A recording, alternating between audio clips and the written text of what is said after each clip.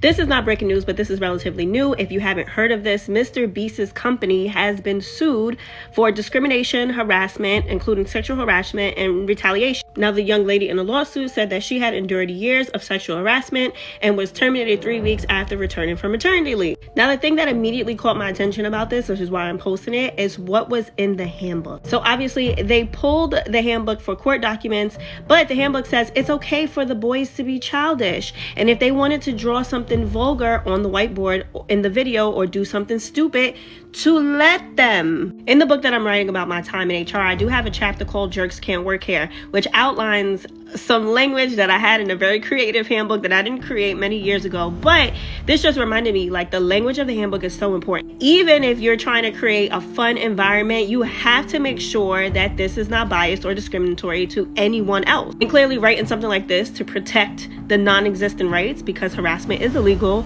is a violation of the handbook and is a violation of simple basic human rights for other employees. Another major flaw of this is when she went to HR and they told her that her claims were unsubstantiated, despite having male co-workers tell her to shut up when she tried to talk about sexual discrimination and sexual harassment. This is another reason that human resources, the role of HR, is very important, and you can't just put anyone in there. Like, your family member who has no experience cannot be HR just so they can have a title at your company, because shit like this happens and you get fucking sued. But let me know your thoughts in the comments. Have you ever worked for a company that openly and publicly defended the behavior of men to this extent and putting it in a document that's meant for everybody to see?